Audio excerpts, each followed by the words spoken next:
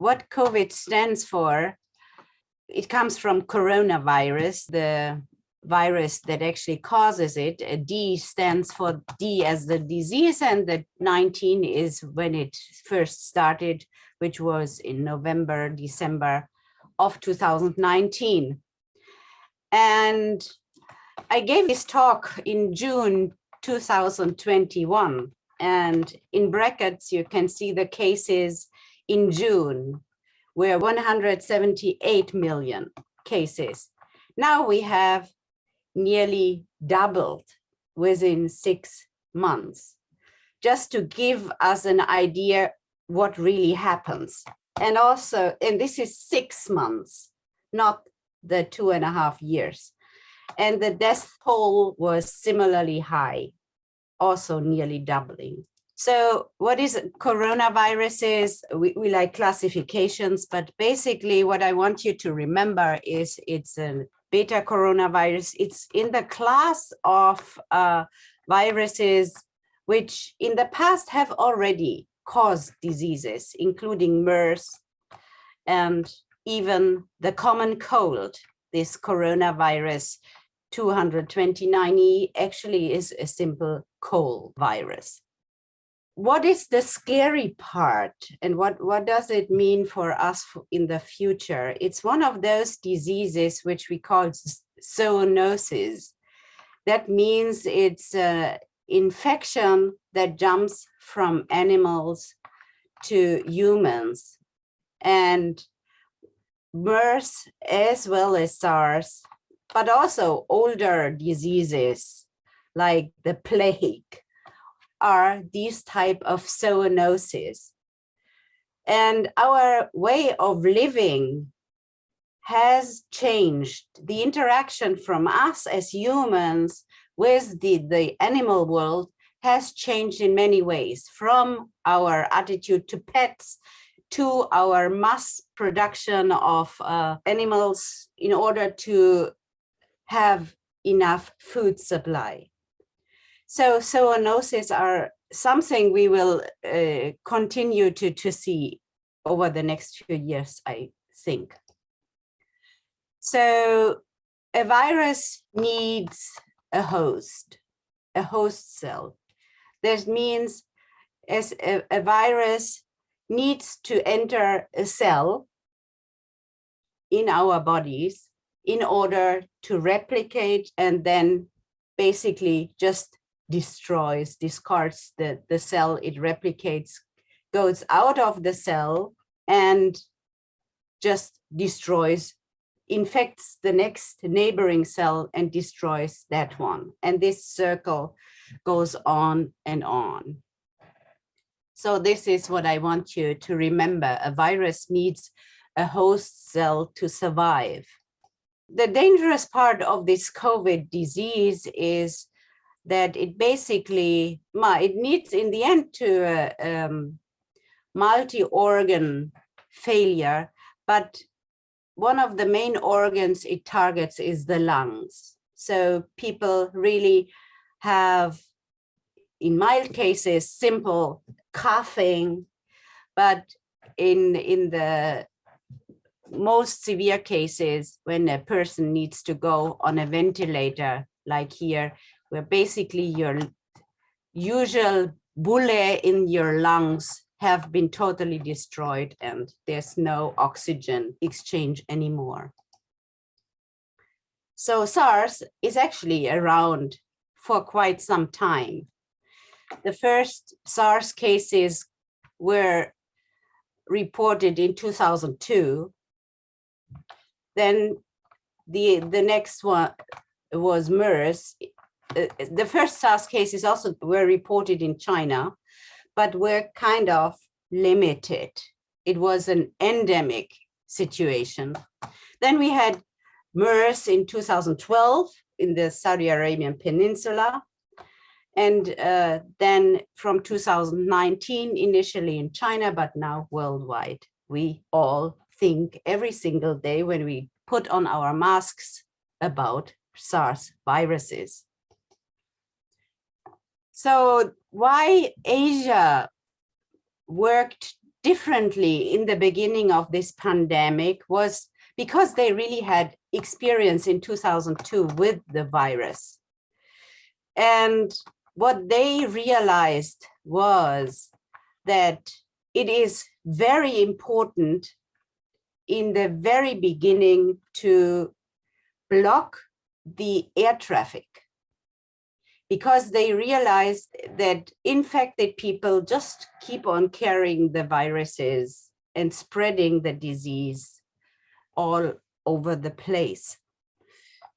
And what they also realized was, the lessons they learned was that it is very important to rapidly report about cases, not to hide cases of infection.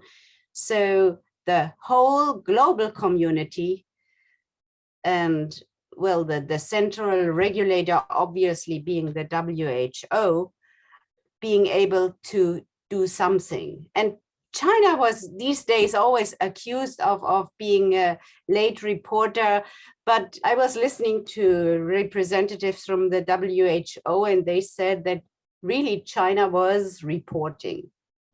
So it was not that much a delay there.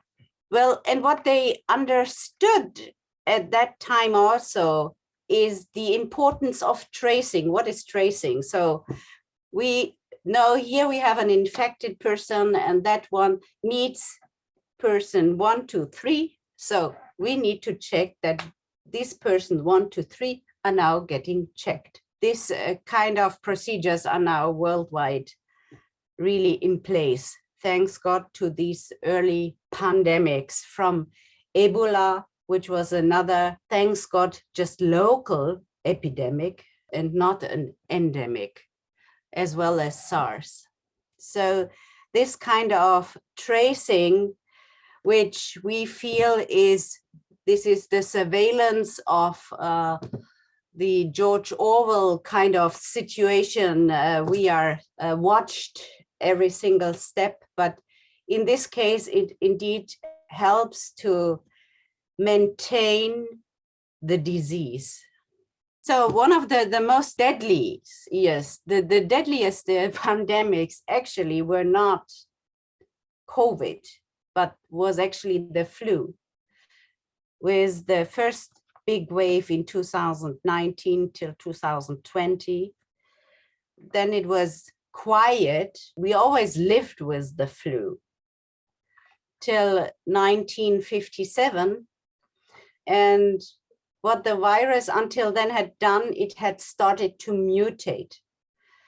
And the death rate was less.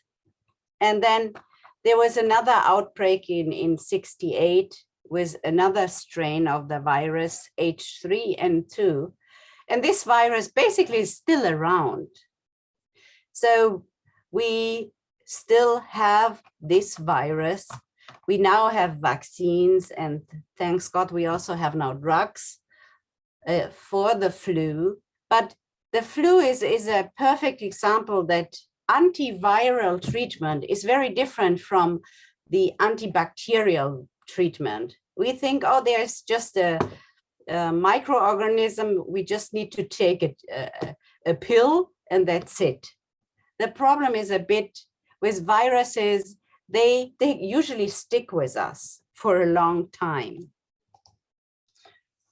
So in the Spanish flu, there's a very fascinating historical story about two islands, Samoa and American Samoa. And both basically only could be entered by ship.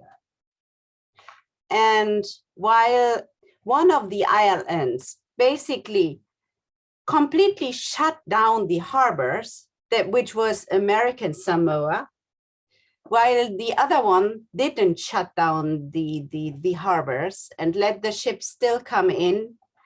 What happened was that during the Spanish flu, while the one where the ships still could enter had 25% of the population dying, whereas those where there was quarantine in place and strict regulations.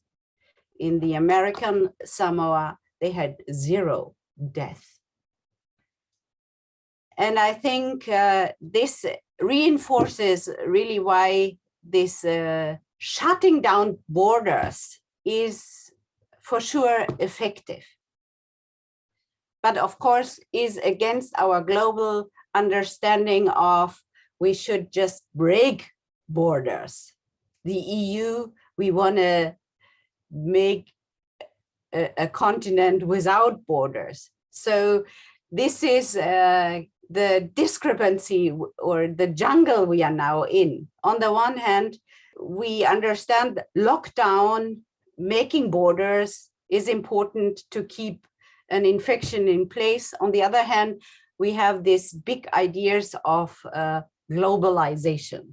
I want to touch also on a few points that go into the information disasters coming with the pandemic.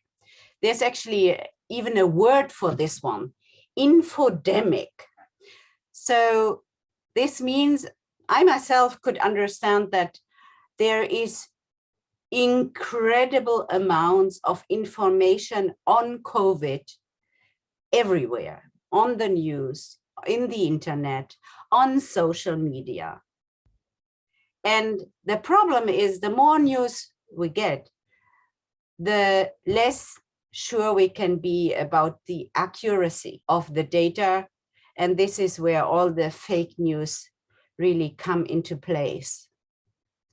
And fake news, unfortunately, or misinformation spreading goes really to the highest levels, even though country leaders should basically be a bit more careful. It was very clear from the earlier pandemics that masks for sure are a good way of protection, but some leaders try to ignore this fact, which for sure cost lives.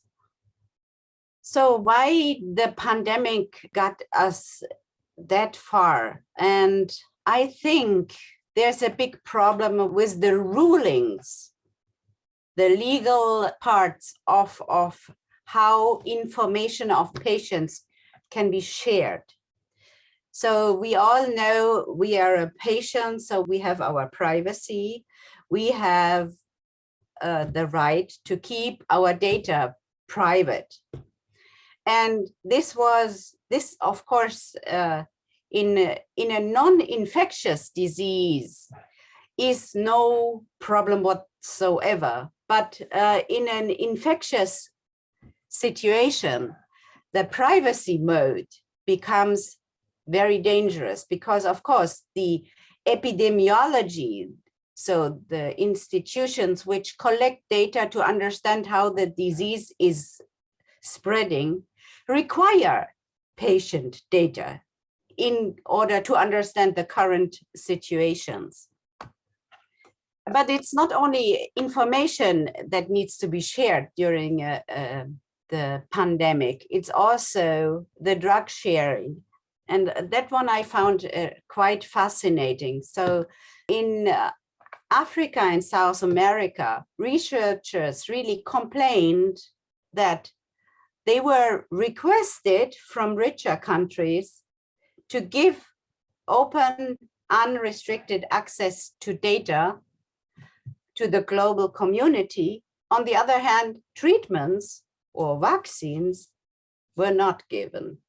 I am thinking for a virus, we are all the same. And I think many of the richer countries understand this part. While I was preparing for this talk, I was reminded of a very old song from Reinhard May. Über den Wolken muss die Freiheit doch grenzenlos sein.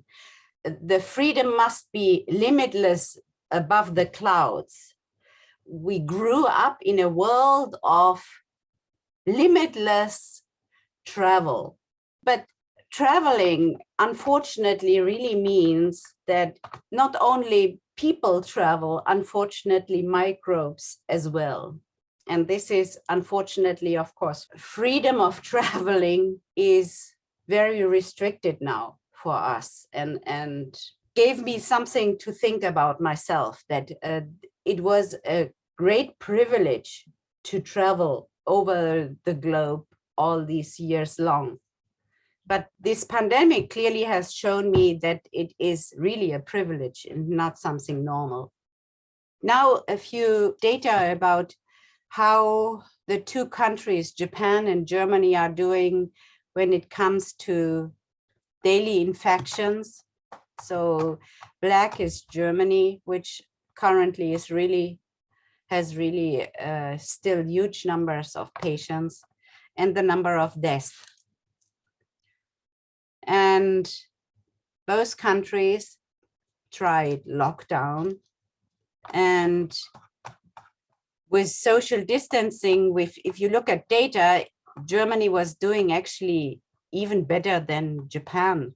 Japan was not that great, but because it never completely needed to shut down, but where I think around the world, Japan for sure is the master of mask wearing, because still with only 20 people newly infected in Tokyo, I think today when I walked around the street, I haven't seen a single person without a mask. So this is a very different cultural understanding. So why I think that there's a collapse of the health system. Both Japan and Germany have the highest standards of the health system. But in Germany, at the current stage with this many infections, the ICU bed occupancy is 3 times of the world standard. And talking to physicians in Germany right now, they are telling me, well, we are just putting people anywhere these days because we just need to find a bed. And we cancel all surgeries. And this is what I feel is the most scariest data of all. It's not only the virus that kills us. I think it's that our health system, the pre-screening for cancer, the various testing of diabetes patients regularly, the going to a dentist, all our regular health associated services basically shut down. So 70% of patients with diseases of the nervous system are not going to the hospital anymore.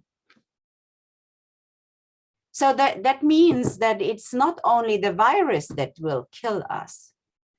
It is that what is not going to be done to all our other diseases is what long-term will kill us. And this was just last year in May.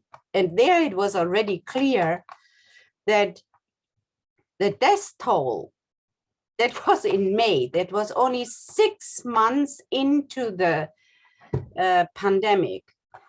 6 months into the pandemic, and you could already see a change in the number of deaths not involving COVID. Unfortunately, I couldn't find more recent data, but I'm sure it's much more scary. So what I want us to remember is that really it is not only the virus killing us. It is that simply people are not getting their regular health checked anymore. So what are scenarios how a pandemic can end? I think there's for sure 3 important points to make. And one is, of course, we need vaccination. We need to have an immune system that can fight the virus. we can avoid the virus because, as I told you in the beginning, the virus needs a host, a cell where it can easily expand. So as long as we keep apart, the virus cannot find a new host. It will over time die out. And the third thing where the virus maybe is doing something is that it hopefully at one point will lead to mutations that are less lethal, which was the case for the flu virus in the end, because the H3N2, as of today, is much less deadly than the earlier versions of the virus. So now we have Omicron. We don't know what it will be. We can only pray it might be a version. It seems it's more infectious, but let's hope it might be a mutation arrangement that is less deadly. I think I'm running out of time. I'm doing in my own research, trying to understand why there are differences in the German and Japanese response of infected people, why in Japan so few die. And I hope I can get good data on this one very soon. Thank you very much for your attention, and I'm happy to give the word back to the chairman.